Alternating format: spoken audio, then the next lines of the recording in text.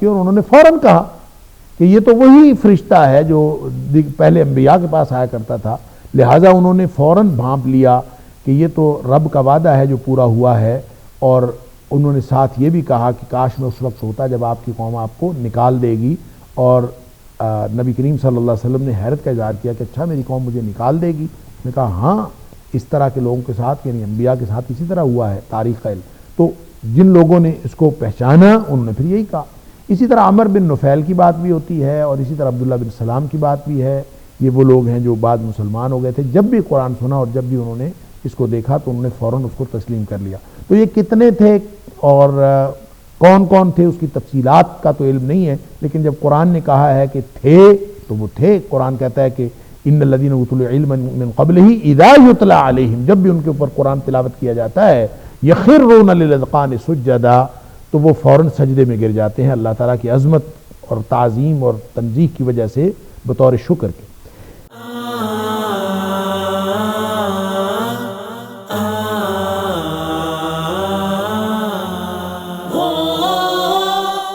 اور پھر کہتے کیا ہیں وَيَقُولُونَ سُبْحَانَ رَبِّنَا، ہمارا رب پاک ہے۔ اب یہ پاک کی بات میں پہلے بھی عرض کر چکا ہوں، جب سبحان کا لفظ ادا کیا جائے، ہم سبحان اللہ کہتے ہیں، سبحان ربنا کہتے ہیں، تو یہ زبان سے جب ادا کیا جائے تو ذہن میں یہ مفہوم بہت واضح ہونا چاہیے کہ ہم کیا کہہ رہے ہیں، اللہ کا ذکر کیا کر رہے ہیں، کس ہستی کو ہم سبحان کہہ رہے ہیں۔ سبحان کا معنی پاک ہونا، عیب اور نقص سے پاک ہونا ہوتا ہے۔ گویا ایک سلبی خوبی ہے، ایک سلبی صفت ہے، ایک سلبی صفت ہے کہ جس میں کسی طرح کا کوئی نقص، کسی طرح کا عیب اس ذات میں نہیں جس کو ہم سبحان کہہ رہے ہیں۔ لیکن سبحان کے لفظ کے اندر ہی ایجابی یعنی کمالات کا مجموعہ ہونے کا مفہوم بھی اس کے اندر شامل ہے۔ عیب و نقص سے پاک بھی ہے اور کمالات اور خوبیوں کا مجموعہ بھی ہے، اس کو سبحان کہتے ہیں۔ لہذا سبحان کہتے وقت صرف ذہن میں یہ نہیں ہونا چاہیے کہ وہ عیب اور نقص سے پاک ہے، اگرچہ ترجمہ لکھنے والے تو اسی طرح لکھتے ہیں اور لکھنے کی بعض اوقات مجبوریاں بھی ہوتی ہیں، لیکن ذہن میں یعنی الفاظ کی مجبوریاں ہوتی ہیں، زیادہ الفاظ نہیں لکھے جا سکتے، تو ذہن میں یہ تصور ہونا چاہیے کہ سبحان وہ ذات ہے جو عیب و نقص سے بھی پاک ہے اور کمالات کا اور خوبیوں کا مجموعہ بھی ہے۔ تو سبحان ربنا، یعنی جو بھی حیرت انگیز چیز کو دیکھنے کو ملتی ہے یا کوئی اللہ کا وعدہ پورا ہوتا ہے تو ان کے منہ سے کیا نکلتا ہے؟ سبحان ربنا، ہمارا رب کتنا پاک ہے، عیب اور نقص سے پاک ہے۔ اگر اس نے کوئی وعدہ کیا ہے لازماً پورا ہوگا، اور پھر وہ لازماً اس لیے بھی پورا ہوگا کہ اللہ جامع ہے، اللہ کی ذات جامع ہے کمالات اور خوبیوں کی، ہر طرح کی قدرت اس کے پاس ہے۔ ان اللہ علی کل شیء قدیر، سبحان اللہ، اور ساری خوبیاں اس کے پاس ہیں۔ تو پھر وہ یہ اس لیے وہ کہتے ہیں سبحان ربنا، وہ ہمارا رب عیب و نقص سے پاک بھی ہے اور کمالات کا جامع، کمالات کا مجموعہ بھی ہے، ہر طرح کی کمال اور خوبی کا مالک بھی ہے۔ ان کان وعد ربنا مفعولا، ہمارے رب کا وعدہ تو پھر پورا ہو کے ہی رہنا، جب وہ اتنی خوبیوں کا مالک ہے اور کمالات کا مجموعہ ہے اور اس کے اندر اس کے پاس اتنی قدرت، طاقت ہر طرح کی موجود ہے، تو پھر وعدہ تو اس کا پورا ہو کے ہی رہتا ہے۔ وَيَخِرُّونَ لِلْأَذْقَانِ يَبْكُونَ وَيَزِيدُهُمْ خُشُوعًا، اللہ اکبر، پھر وہ سجدے میں گر جاتے ہیں۔ وَيَخِرُّونَ لِلْأَذْقَانِ، اور پھر وہ ٹھوڑیوں کے بل گر جاتے ہیں۔ اذقان، ذقن کی جمع یہ ٹھوڑی کو کہتے ہیں۔ یبکون، روتے ہوئے، اللہ اکبر۔ وَيَزِيدُهُمْ خُشُوعًا، اور یہ بات ان کے عاجزی کے اندر اور اضافہ کر دیتی۔ اب یہ دو دفعہ سجدے کا ذکر ہے۔ پہلا سجدہ مفسرین کا خیال یہ بطور شکر ہے اللہ کی تعظیم و تنزیہ کے لیے، اور دوسرا سجدہ جو ہے خشیت و رقت قلبی کا اظہار، کہ وہ عاجزی سے گر جاتے ہیں اور یہ قرآن کی تاثیر، قرآن سن کے جو وہ تاثیر محسوس کرتے ہیں اس کی تاثیر کے اظہار کے طور پر وہ گر جاتے ہیں خشیت اور رقت قلبی کی وجہ سے۔ تو یہ گویا دو الگ الگ سٹیپس ہیں سجدہ کرنے کے، یہ بھی ہو سکتا ہے اور یہ بھی ہو سکتا ہے کہ ایک ہی سجدے کی بات ہو رہی ہو تو اس کو دو دفعہ ذکر صرف کیا اس کی اہمیت کے پیش نظر۔ ایک دفعہ انسان کے دل میں یہ جو سجدہ کرنے کی یہ ارج پیدا ہو جائے، اللہ کے سامنے انسان کا ہر طرف سے انسان منہ موڑ کے اللہ کے سامنے میں اپنے ماتھا ٹیک دے، ایک سجدہ کر لے، یہ ہے وہ بات جو اس کو ایمان کی دولت نصیب کرتی ہے۔ اللہ اکبر۔ یا اس کو یوں سمجھ لیجئے کہ قرآن سن کے جیسے سورہ زمر میں اللہ تعالیٰ نے فرمایا کہ اللہ نزل احسن الحدیث، اللہ نے قرآن جو ہے قرآن کی صورت میں کائنات کا بہترین کلام نازل کیا ہے، کتاب متشابہ مثانی، ایسی کتاب ہے جو باہم ملتی جلتی اور بار بار دہرائی جانے والی ہے، لیکن تقشعر منہ جلود الذین یخشون ربہم، جن کے دلوں میں اللہ تعالیٰ کی عظمت ہوتی ہے وہ ان کے رونگٹے کھڑے ہو جاتے ہیں یہ قرآن سن کر، اللہ اکبر۔ اور جب ان کے رونگٹے کھڑے ہوتے ہیں تو پھر کیا ہوتا ہے؟ پھر وہ ہدایت کا سوئچ آن ہو جاتا ہے۔ یہاں سجدے کی ذکر کیا، وہاں تک شعر منہ جلود الذین یخشون ربہم کی بات کی کہ ان کے رونگٹے کھڑے ہو جاتے ہیں، پھر فرمایا ثم تلین جلودہم وقلوبہم الی ذکر اللہ، پھر ان کے دل بھی اور ان کے دماغ بھی اور ان کی سوچیں بھی اور ان کے جسم بھی سب کچھ اللہ کی یاد کی طرف جھک پڑتے ہیں، سبحان اللہ۔ ذالک ھدی اللہ یہدی بہ من یشاء، یہ ہے وہ اللہ کی ہدایت، اللہ تعالیٰ جس کو چاہتا ہے عطا کرتا ہے۔ تو یہاں اس کو ان الفاظ میں بیان کیا کہ جب وہ قرآن سنتے ہیں، یتلا علیہم، جب ان کے اوپر تلاوت کیا جاتا ہے تو یخرون، وہ گر جاتے ہیں للاذقان سجدا، کہ وہ اپنی ٹھوڑیوں کے بل سجدہ کرتے ہوئے گر جاتے ہیں۔ اور دوسری دفعہ فرمایا کہ جب وہ قرآن سنتے ہیں یخرون للاذقان، اور سجدہ کرتے ہیں، یبکون، چیخیں نکل جاتی ہیں ان کی قرآن سن کے، سبحان اللہ۔ وَيَزِيدُهُمْ خُشُوعًا، اور یہ بات ان کی خشیت اور عاجزی کے اندر اور زیادہ اضافہ کر دیتی ہے، سبحان اللہ۔ قُلِ ادْعُوا اللَّهَ أَوِ ادْعُوا الرَّحْمَٰنَ أَيَّمَّا تَدْعُوا فَلَهُ الْأَسْمَاءُ الْحُسْنَىٰ وَلَا تَجْهَرْ بِصَلَاتِكَ وَلَا تُخَافِتْ بِهَا وَابْتَغِ بَيْنَ ذَٰلِكَ سَبِيلًا۔ اے حبیب صلی اللہ علیہ وسلم، آپ فرما دیجئے کہ چاہے اللہ کو پکارو چاہے رحمان کو پکارو، ایما تدعو، جس کو بھی تم پکارو گے، جس کا بھی نام تم پکارو، فلہ الاسماء الحسنی، اس کے تو بہت اچھے اچھے نام ہیں، سبحان اللہ، اس کے اچھے اچھے نام ہیں، جس نام سے مرضی پکارو۔ ولا تجہر بصلاتک، اور نہ ہی اپنی دعا کو یا اپنی نماز کو ظاہر کرو، زیادہ بلند کرو، ولا تخافت بہا، اور نہ ہی اس کو اتنا پست کرو کہ اس کو چھپا لو، اتنا آہستہ بھی نہ کرو۔ وابتغ بین ذالک سبیلا، بلکہ ایسا راستہ اختیار کریں جو ان دونوں کے درمیان میں ہو۔ اچھا، یہ آیت جو ہے اس کے بارے میں ایک تو یہ اس کا پس منظر دیکھ لیجئے کہ مشرکین جو ہیں ان کو رحمان نام سے بڑی چڑ تھی۔ سورہ فرقان میں بھی اللہ تعالیٰ نے فرمایا کہ یہ رحمان کی بات ہوتی ہے تو کہتے ہیں وہ مر رحمان، رحمان کیا ہے؟ رحمان کے ساتھ وہ کہتے تھے کہ اللہ کا نام انہوں نے سن رکھا تھا، اللہ تعالیٰ کو وہ مانتے بھی تھے اور اللہ تعالیٰ کو کائنات کا خالق بھی مانتے تھے، رازق بھی مانتے تھے، مدبر کائنات بھی مانتے تھے، اور یہ سارے مشرکی کسی نہ کسی طور اللہ کو مانتے تھے۔ البتہ رحمان سے وہ ناواقف تھے اور نہ ہی وہ رحمان کو ماننا چاہتے تھے، لہذا نبی اکرم صلی اللہ علیہ وسلم جب رحمان رحیم کی کوئی بات کرتے تو اس پر وہ ہمیشہ اعتراض کرتے کہ ایک تو اعتراض ان کا یہ ہوتا کہ یہ رحمان کیا ہے، اس کا تعارف کروائیے، اور اسی لیے کہا جاتا ہے کہ سورہ فرقان میں انہوں نے رحمان کا تعارف پوچھا تھا تو اللہ نے عباد الرحمن کا تعارف کروا دیا، یعنی رحمان کے بندوں کا تعارف کروا دیا کہ رحمان کے بندے اس طرح کے ہوتے ہیں، تو تصویر کو دیکھ کر مصور کا اندازہ خود کر لو کہ وہ کون ہے۔ تو رحمان کے بارے میں ان کا سوال تھا، تو آپ جو تفصیلات وہاں بیان کی، وعباد الرحمن الذین یمشون علی الارض حونا، تو عباد الرحمن کی تفصیلات بیان فرما دی۔ تو ایک تو ان کا اعتراض یہ تھا کہ وہ رحمان سے واقف نہیں تھے، دوسرا اعتراض ان کا ایک اور تھا، وہ کہتے تھے ہمیں خود یہ نبی کریم صلی اللہ علیہ وسلم کہتے ہیں کہ ایک اللہ کو پکارنا چاہیے اور ساتھ اس کے کسی کو شریک نہیں ٹھہرانا چاہیے، کسی اور کو نہیں پکارنا چاہیے، اور خود کبھی اللہ کو پکارتا ہے، کبھی رحمان کو پکارتا ہے، کبھی رحیم کو پکارتا ہے، یہ اعتراض کرتے تھے۔ ان کے خیال میں یہ اس سے تعدد ہو جاتا تھا، لہذا ایک تو رحمان سے عدم واقفیت اور ایک اللہ اور رحمان کی دوئی، ان کے ذہن میں یہ اشکالات تھے۔ تو اس کے جواب میں اللہ تعالیٰ نے فرمایا قُلِ ادْعُوا اللَّهَ أَوِ ادْعُوا الرَّحْمَٰنَ،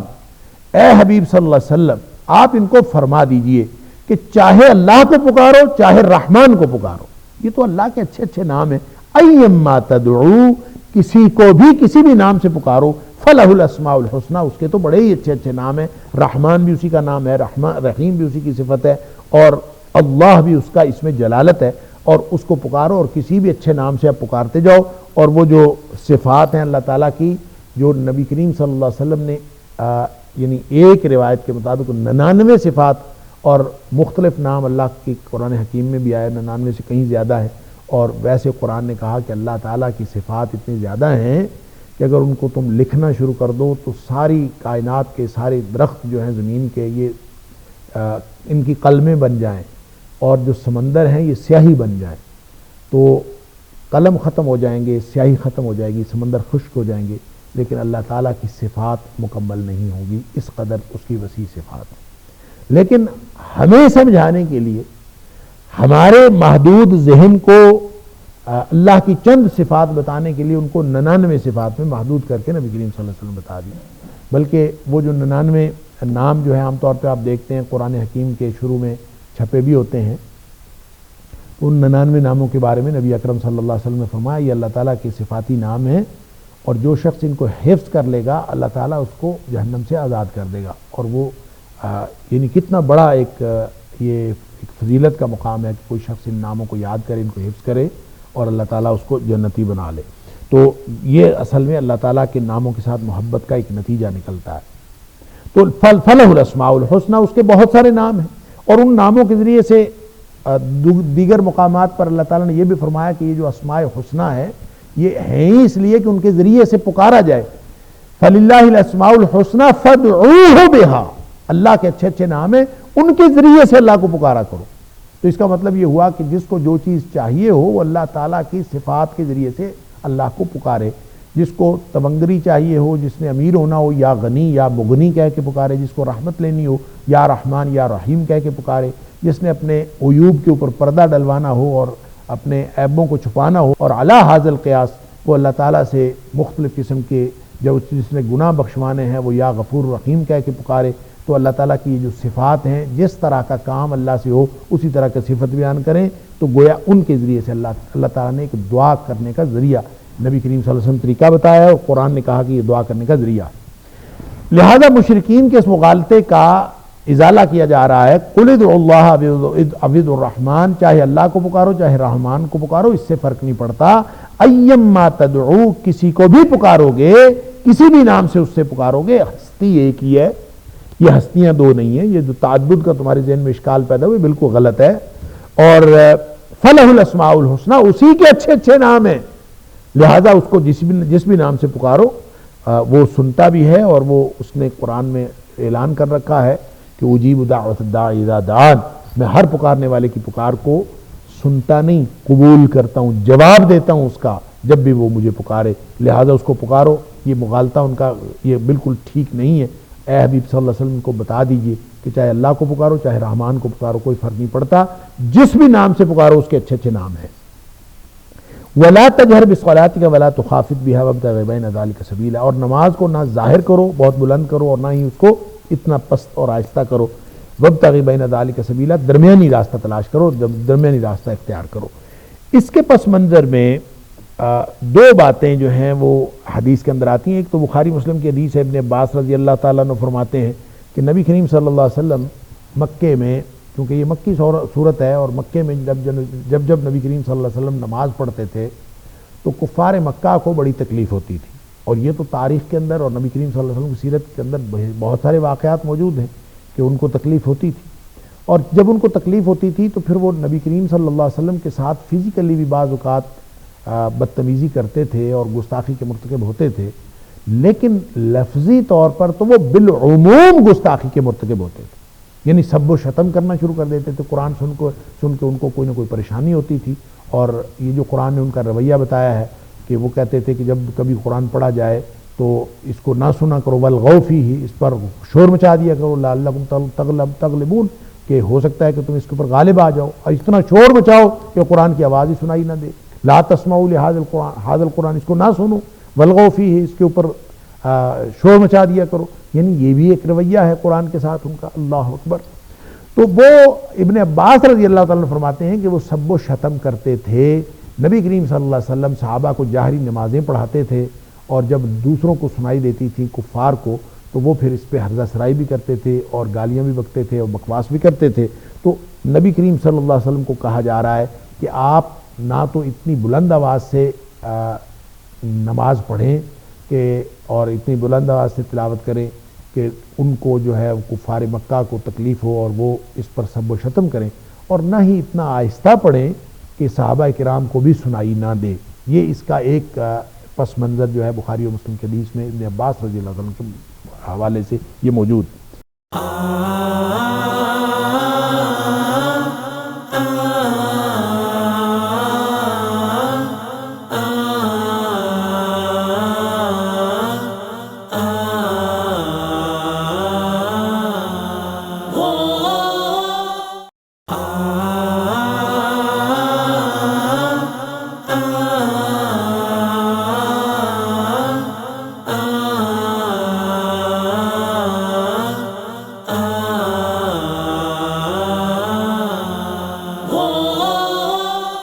اسی طرح ایک دوسری روایت جو ابو داؤد شریف کے اندر موجود ہے، اس میں یہ ہے کہ ایک دفعہ نبی کریم صلی اللہ علیہ وسلم نکلے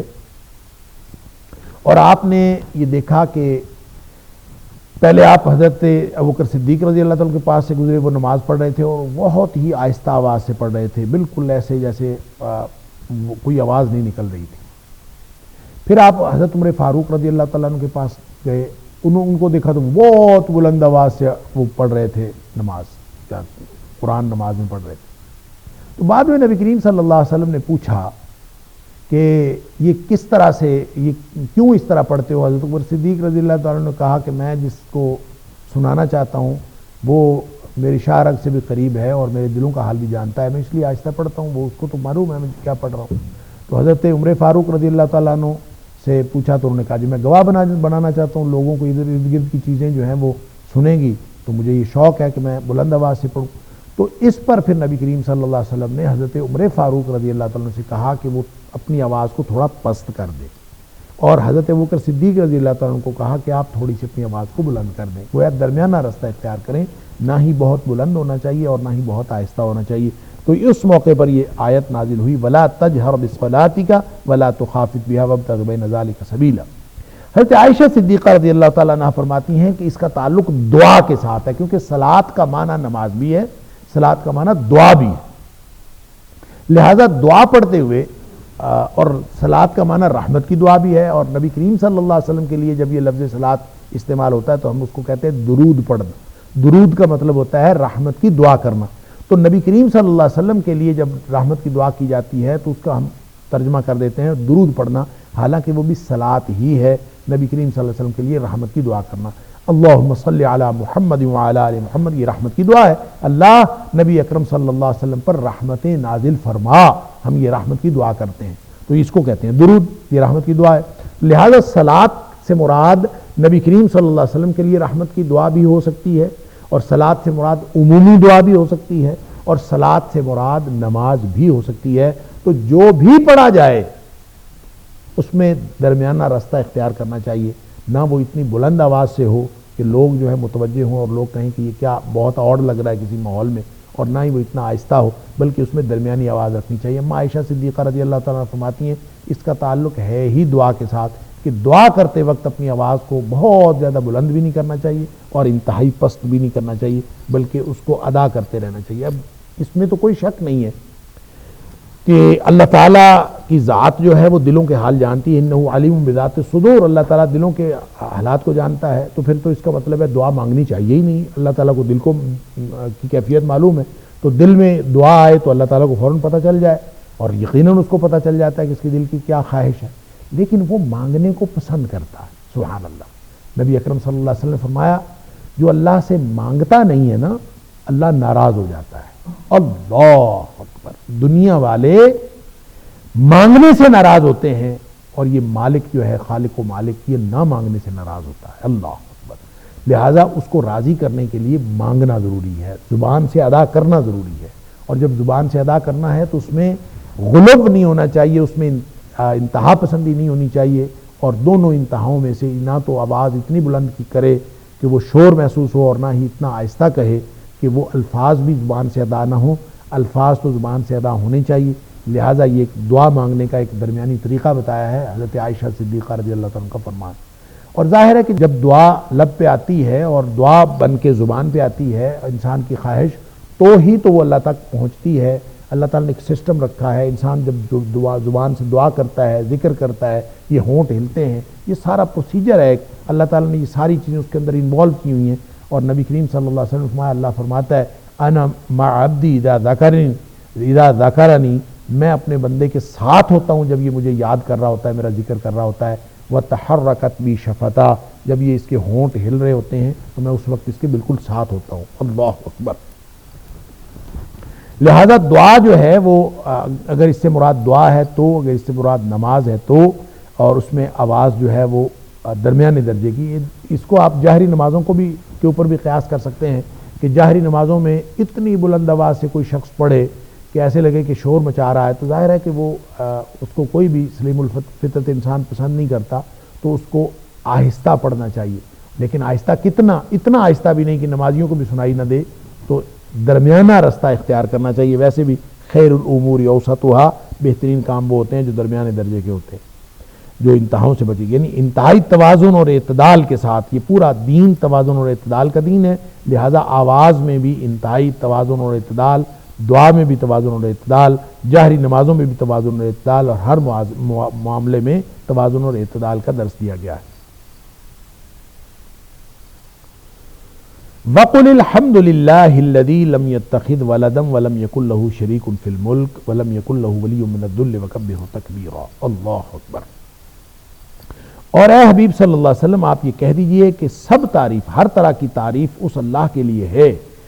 وہ ذات لم یتخذ ولدن، جس نے کوئی اولاد نہیں پکڑی، کوئی اولاد نہیں بنائی، ولم یکن لہ شریک فی الملک، اور نہ ہی اس کی بادشاہت میں کوئی شریک ہے اس کا، ولم یکن لہ ولی من الذل، اور نہ ہی اس کا کوئی ایسا کارساز ہے جو کمزوری میں یا ذلت میں اس کا کام آئے، اس کا کارسازی کرے، وکبرہ تکبیرا، اور اس کی بڑائی بیان کیجئے، بڑائی بیان کرنا یعنی بہت زیادہ بڑائی اس کی بیان کیجئے۔ اب یہ ایک حکم دیا جا رہا ہے، اور یہ اس کو علامہ ابن کثیر علیہ الرحمہ نے اس آیت کو آیت عزہ کہا ہے، کہ اللہ تعالیٰ کو کوئی کمزوری نہیں ہے، کوئی ذلت نہیں ہے، کوئی اللہ تعالیٰ کے ہاں ایسا عیب نہیں ہے، کوئی ایسا نقص نہیں ہے کہ جس کے ساتھ اس کو کسی کارساز کی ضرورت پڑے، کسی کارندے کی ضرورت پڑے۔ اللہ تعالیٰ ہر چیز سے بے نیاز ہے۔ لیکن اس آیت کو علامہ ابن کثیر لکھتے ہیں کہ بچوں کو یاد کروایا جاتا تھا،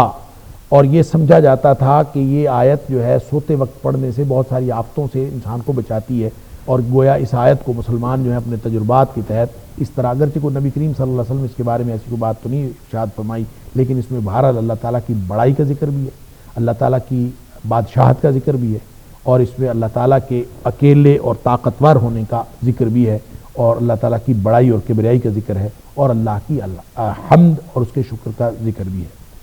وَقُلِ الْحَمْدُ لِلَّهِ، اے حبیب صلی اللہ علیہ وسلم آپ کہہ دیجئے کہ ہر طرح کی تعریف اللہ کے لیے ہے، اور یہ جو حمد ہوتی ہے یہ عام تعریف نہیں ہوتی، یہ پہلے بھی بات ہو چکی۔ حمد اس تعریف کو کہتے ہیں جس میں شکرانے کے جذبات ہوں، اور شکرانے کے جذبات ہوتے ہیں کسی نعمت کی وجہ سے۔ تو نعمتیں اللہ تعالیٰ کی کتنی ہیں؟ ظاہر نعمتیں عطا کرنے والا تو صرف وہ ہے، اس کے علاوہ تو کوئی نعمت عطا کرنے والا نہیں۔ تو شکرانے کے جذبات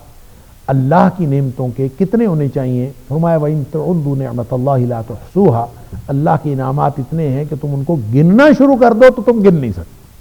تو جن انعامات کو گنا نہیں جا سکتا اس کا شکر کیسے ادا ہو سکتا ہے؟ اللہ اکبر، ان سب کا شکر ادا کرنا ہے۔ اور الحمدللہ اس کا معنی یہ ہے، الحمد الف لام جو ہے یہ اس کے اندر حسر پیدا کرتی ہے، ہر قسم کی تعریف للہ، جو شکرانے کی تعریف ہوتی ہے وہ اللہ کے لیے، کیونکہ ساری نعمتیں عطا کرنے والا وہ ہے۔ اور کتنی تعریف اور کتنا کچھ، اس کے بارے میں امام قرطبی علیہ الرحمہ کی ایک بات جو میں اکثر کوٹ کرتا ہوں، کہ امام قرطبی علیہ الرحمہ نے یہ بات کہی کہ اللہ کی نعمتیں جو بے شمار ہیں، تو بے شمار نعمتوں کا شکر تو ادا ہو ہی نہیں سکتا۔ جن نعمتوں کو گنا نہیں جا سکتا ان کا شکر کیسے ادا ہو سکتا ہے؟ اور شکر ادا کرنا واجب ہے ہر نعمت کا، تو پھر کیسے شکر کریں؟ تو بظاہر تو یہی لگتا ہے کہ جن کو گنا جانا ممکن نہیں ہے ان کا شکر کیسے ادا ہو سکتا ہے، تو اس کا مطلب ہے شکر ادا کیا جانا ناممکن ہے، جبکہ وہ واجب ہے، تو پھر کیسے ادا کریں؟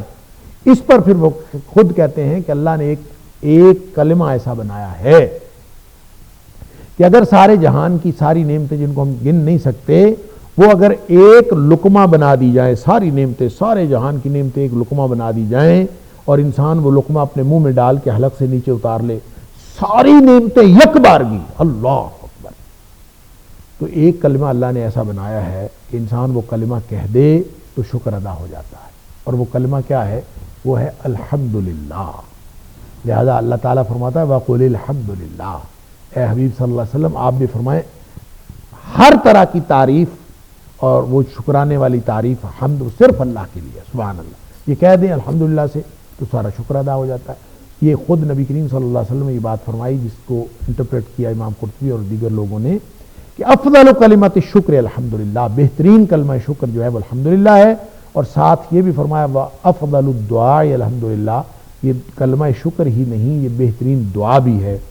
اس لیے دعا کس طرح کہ جب شکر کرتے جاؤ گے، اللہ کا قانون ہے لئن شکرتم لازیدنکم، تم شکر کرتے جاؤ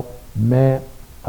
نعمت کے اندر اضافہ کرتا جاؤں گا۔ ظاہر ہے پھر شکر انسان کے لیے دعا بن جاتی ہے کہ شکر کرنے سے انسان کی نعمت کے اندر اضافہ ہوتا چلا جاتا ہے، اس لیے یہ بہترین کلمہ شکر بھی ہے اور بہترین دعا بھی ہے۔ اور فرمایا وقول الحمدللہ، کہہ دیجئے کہ ہر طرح کی تعریف اسی کے لیے۔ وہ ذات الذی لم یتخذ ولدا، جس کی کوئی اولاد نہیں، لم یتخذ ولدا، اس نے کوئی اولاد نہیں پکڑی، ولم یکن لہ شریک فی الملک، اور نہ ہی اس کا کوئی بادشاہت میں کوئی شریک اور ساجی، اللہ اکبر، ولم یکن لہ ولی من الذل۔ اچھا، بعض مفسرین نے لکھا ہے کہ یہ آیت جو ہے وہ سورہ اخلاص کے مشابہ ہے، اور اس آیت کی اسی لیے زیادہ اہمیت ہے۔ سورہ اخلاص قل هو اللہ احد اللہ الصمد لم یلد ولم یولد ولم یکن لہ کفوا احد، وہی ساری حقیقتیں جو وہاں بیان ہوئی ہیں سورہ اخلاص میں، وہی مختلف الفاظ میں، ان سے دیگر الفاظ میں یہاں بیان ہوئی۔ اور چونکہ اللہ تعالیٰ کی وحدانیت اور اللہ تعالیٰ کی توحید کا ذکر ہے، اور ہر قسم کے شرک سے اللہ تعالیٰ کو پاک بیان کرنے کا ذکر ہے، تو اس وجہ سے سورہ اخلاص کو بھی اللہ کریم نے یہ اہمیت دی کہ نبی کریم صلی اللہ علیہ وسلم نے فرمایا کہ وہ اکیلی صورت 1/3 قرآن کے برابر ہے، یعنی اگر کوئی شخص سورہ اخلاص تلاوت کر لیتا ہے تو گویا اس نے 1/3 قرآن تلاوت کر لیا، اور اگر اس نے 3 دفعہ سورہ اخلاص تلاوت کر لی تو ایسے ہے جیسے اس نے پورا قرآن تلاوت کر لیا۔ تو یہ اس کے اندر بھی، اس آیت کے اندر بھی اسی طرح کی صفات ہیں ساری کی ساری، قل هو اللہ احد قل الحمدللہ اللہ الصمد لم یلد، یہاں فرمایا الذی لم یتخذ ولدا، جس نے کوئی اولاد نہیں بنائی، ولم یکن لہ شریک فی الملک، کوئی اس کی بادشاہت میں کوئی اس کا حصے دار ساجی نہیں ہے، کوئی پارٹنر نہیں ہے، اور اس کو کوئی کسی پارٹنر کی ضرورت بھی نہیں ہے، ولم یکن لہ ولی من الذل،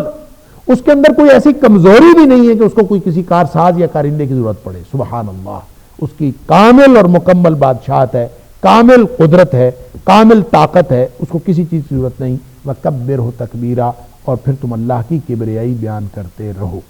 اس لیے اس کو آیت عزت کہا جاتا ہے، آیت عزت یہ غلبے کی ہے، اور جو لوگ اس آیت کو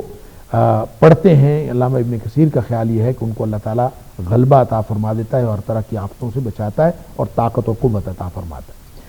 یوں الحمدللہ اللہ کے فضل اور توفیق سے سورہ بنی اسرائیل جو ہے وہ اس کی تکمیل ہو گئی، اللہ تعالیٰ ہم سب کی طرف سے قبول فرمائے۔ اور سورہ بنی اسرائیل کے فوراً بعد جو اگلی صورت ہے وہ سورۃ الکہف ہے، اور جن لوگوں نے قرآن کے داخلی نظم کو فوکس کیا ہے اور داخلی نظم کے اعتبار سے نظم قرآن کے بہت زیادہ قائل ہے، ان کے خیال میں تفسیر جو ہے وہ اس کے اندر نظم قرآن کا بڑا ہی دخل ہے، اس کو دیکھنا چاہیے۔ دیکھیں اس حد تک تو یہ بات درست ہے کہ نظم قرآن کے قرآن کی ایک ترتیب جو اللہ کے رسول صلی اللہ علیہ وسلم نے مقرر فرمائی، اس کے اندر حکمتیں، کتنی حکمتیں ہیں یہ اللہ جانتا ہے، اور اس کے نئے نئے نکات، نئے نئے علوم وہ تو ظاہر ہوتے رہیں گے۔ اور ظاہر سی بات ہے کہ نزولی ترتیب اور تھی اور توقیفی ترتیب اور ہے، تو جو ترتیب نزولی کی حکمت تھی اس اعتبار سے قرآن نازل ہوا، اور جو باقی رہتی دنیا تک جو حکمت ہے اس اعتبار سے قرآن ہمارے پاس اس ترتیب سے موجود ہے۔ تو نزولی ترتیب سے سب سے پہلے نازل ہونے والی آیت جو ہے وہ 30ویں پارے میں چلی گئی، گویا اب اسی میں حکمت ہے کہ پہلے سورہ فاتحہ ہو، پھر سورہ بقرہ ہو، اور اسی ترتیب سے قرآن پڑھیں اور سمجھیں گے تو اس کے اندر زیادہ فوائد۔ لیکن اس میں داخلی نظم میں اس ترتیب، یعنی اس حد تک ترتیب کے اندر تو حکمتیں موجود ہیں، جب ترتیب اللہ کے رسول صلی اللہ علیہ وسلم نے بتا دی تو ہمیں اسی ترتیب سے قرآن پڑھنا، لیکن اس داخلی ترتیب کو مختلف قسم کے احکام کا ذریعہ سمجھنا اور مختلف قسم کے آپس میں کنیکشن قائم کرنا، معنوی طور پر جوڑ بنانا، لفظی طور پر جوڑ بنانا، تو تو یہ ایک ایسا کام ہے جو متقدمین کے ہاں بالکل نہیں تھا اور متاخرین کے ہاں کافی اس میں پایا جاتا ہے، اور بر صغیر میں ایک خاص مکتب فکر اٹھا ہے جس نے نظم قرآن کو بنیاد بنا کے، اور ان کے ہاں میں نے یہ سارا تذکرہ اس لیے کیا کہ ان کے ہاں سورہ بنی اسرائیل اور سورہ کہف جو ہے جوڑا ہے، ان کے خیال میں ہر سورت جو ہے اس کا جوڑا ہے۔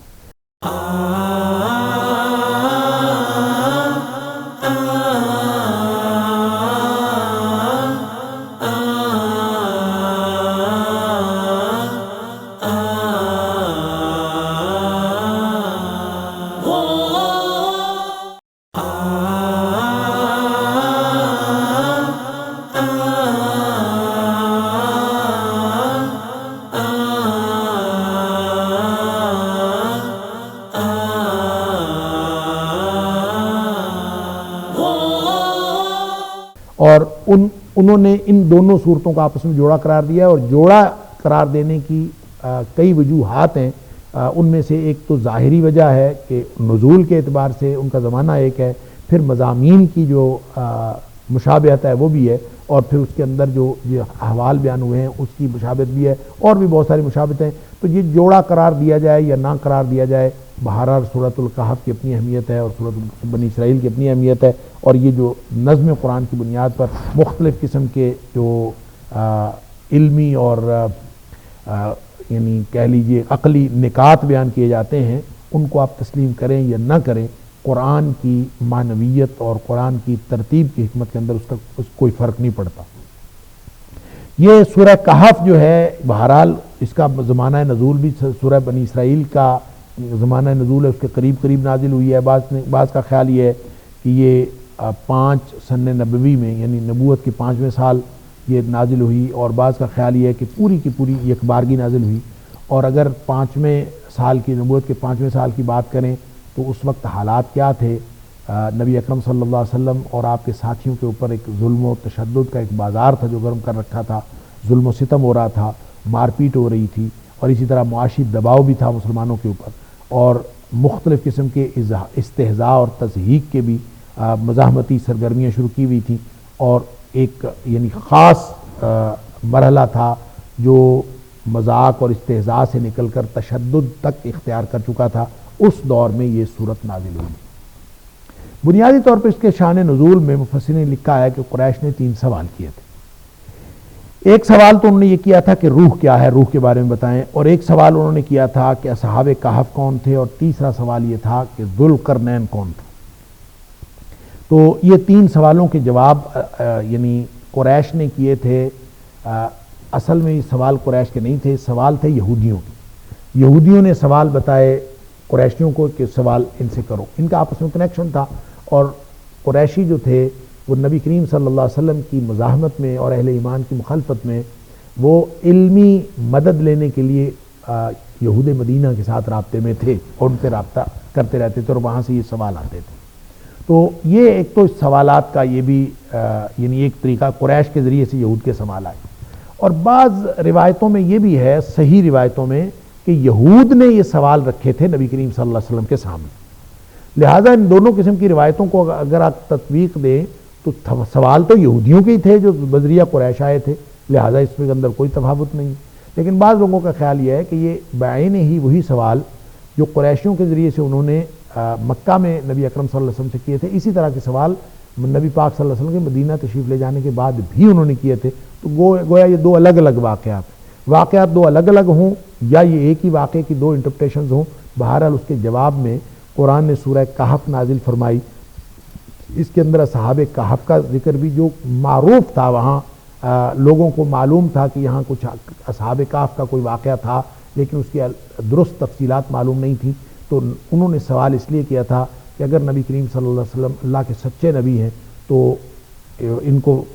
واقعتاً جو ہے وحی کے ذریعے سے ان کے حالات بتا دیے جائیں گے، کیونکہ عام لوگوں کو وہ حالات پوری طرح پتہ نہیں تھے۔ اسی طرح ذوالقرنین کے بارے میں بھی ایک خبر تھی لوگوں کو، لیکن پوری خبر نہیں تھی، تو ان کے حالات کے بارے میں پوچھ لیا، اور اپنے طور پہ انہوں نے یہ سوال رکھے تھے۔ اسی طرح روح کا سوال، تو روح کا سوال جو ہے اس کا جواب آیت نمبر 85 کے اندر آ گیا، یہاں سورہ بنی اسرائیل کے اندر، یسألونک عن الروح قل الروح من امر ربی، اس کے اوپر بڑی تفصیل سے بات ہو چکی ہے۔ لیکن بعض مفسرین کا خیال یہ ہے کہ جو تیسرا سوال تھا وہ روح کا نہیں تھا، یعنی ذوالقرنین کا سوال، اصحاب کہف کا سوال، اور تیسرا سوال قصہ موسیٰ علیہ السلام اور خضر علیہ السلام کے قصے کا تھا۔ خضر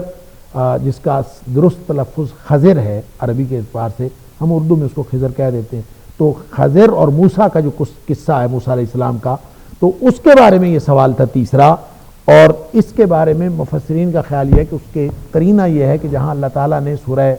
کہف کے اندر موسیٰ علیہ السلام کا اور خضر کا قصہ بیان کیا ہے، اس قصے کے آخر پہ پھر آگے ذوالقرنین کا قصہ شروع ہوتا ہے، تو ذوالقرنین کا قصہ جہاں سے شروع ہوتا ہے وہاں پہ الفاظ یہ ہیں وَيَسْأَلُونَكَ عَنْ ذِي الْقَرْنَيْنِ، اور یہ سوال کرتے ہیں ذوالقرنین کے بارے میں بھی۔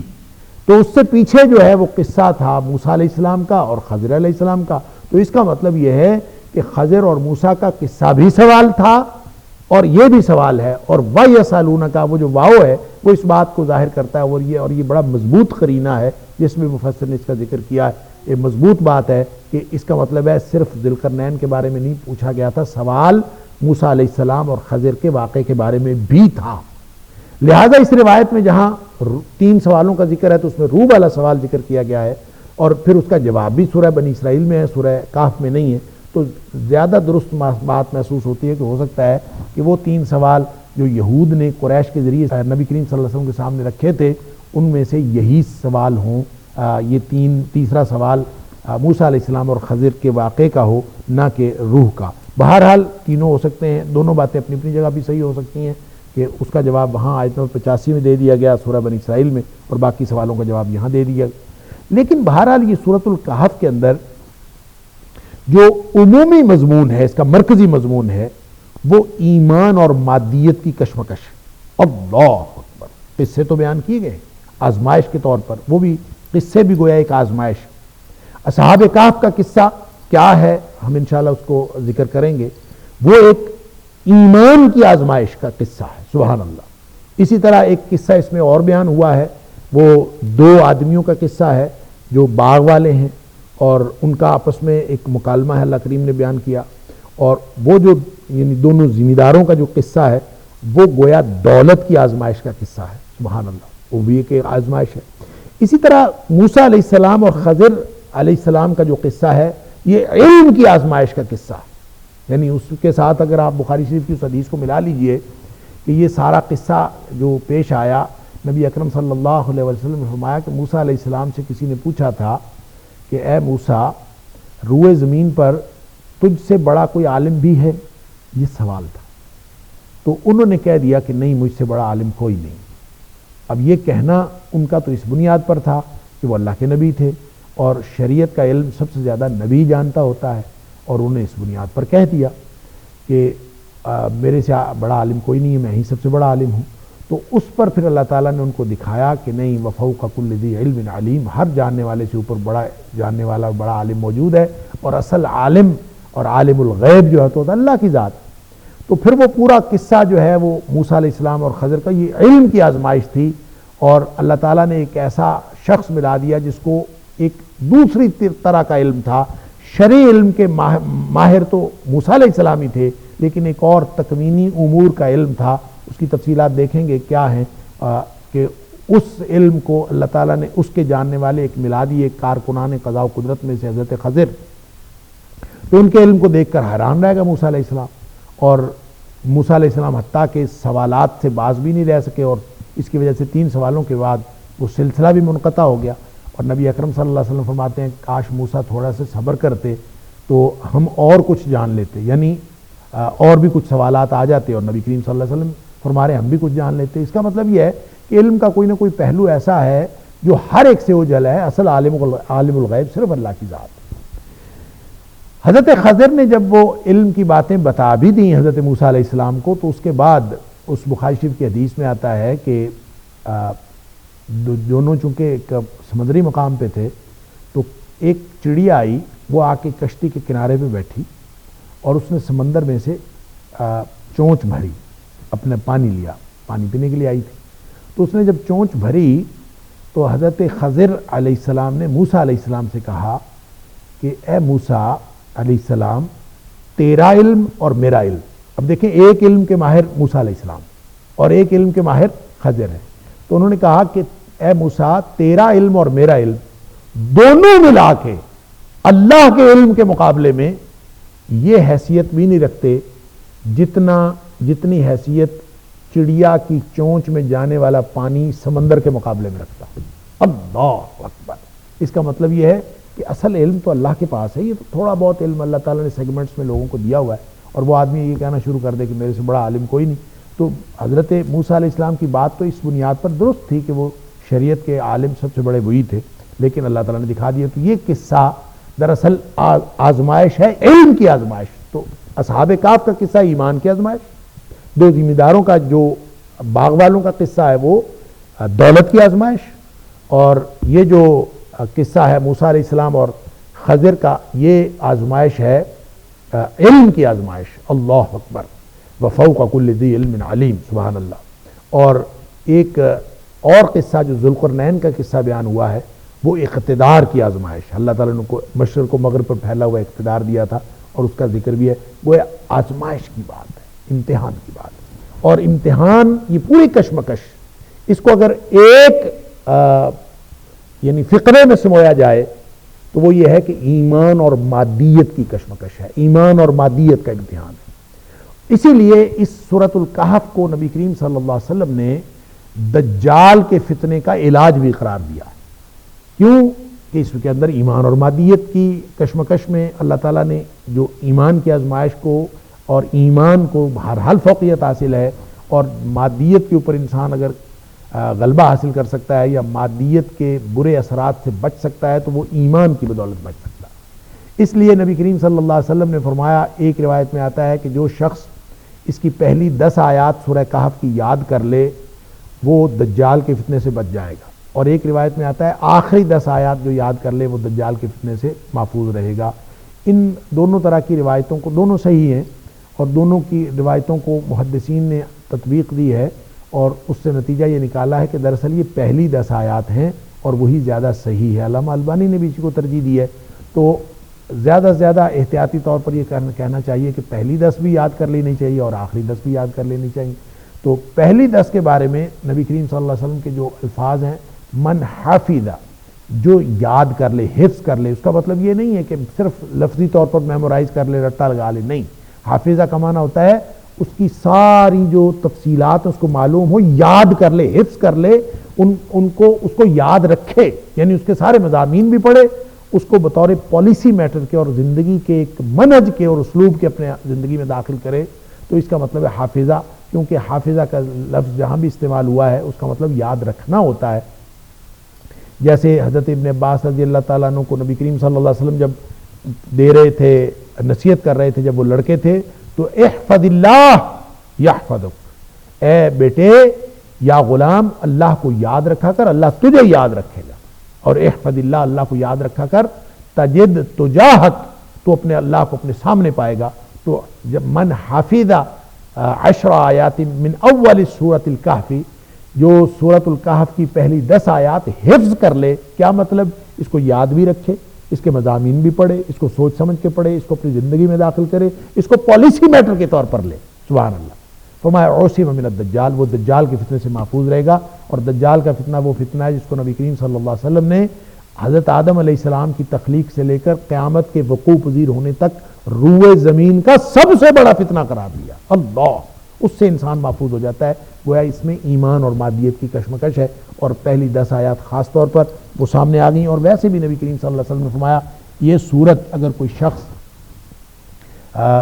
ہر جمعے کو پڑھے تو اس کو اللہ تعالیٰ ایک نور عطا فرما دیتا ہے. سبحان اللہ. اور وہ نور اگلے جمعے تک اس کے ساتھ رہتا ہے. گویا ہر جمعے اگر کوئی شخص اس کو تلاوت کرتا رہتا ہے تو دجال کے فتنے سے بھی محفوظ رہا اور اس کو ایک خاص نور بھی عطا ہوا. اللہ تعالیٰ ہم سب کو قرآن سمجھنے, اس پر عمل کرنے کی توفیق عطا فرمائے. وقت ہو گیا, باقی باتیں انشاءاللہ اس کی سورۃ الکہف کے مضامین کو دیکھیں گے. لیکن ایک بات سمجھ لیجئے, یہ جو میں نے قصے آپ کو بتائے ہیں کہ یہ قصے آزمائش ہیں, ایمان کی آزمائش ہے, دولت کی آزمائش ہے, اقتدار کی آزمائش ہے, علم کی آزمائش ہے. لیکن اس کے شروع میں جو تمہید ہے, پہلی 10 آیات بھی تمہید ہے اور آخری 10 آیات بھی خلاصہ ہیں. ان دونوں میں جو چیز خلاصے کے طور پر بتائی گئی ہے وہ یہ کہ اصل جو مقابلہ ہے وہ ایمان اور مادیت کا ہے. جو لوگ ایمان کو اپنے ایمان کو محفوظ بنا لیتے ہیں بالآخر وہی کامیاب ہوتے ہیں. اللہ تعالیٰ مجھے اور آپ کو ہم سب کو ایمان کی حفاظت کی توفیق عطا فرمائے. وآخر دعوانا الحمدللہ رب العالمین.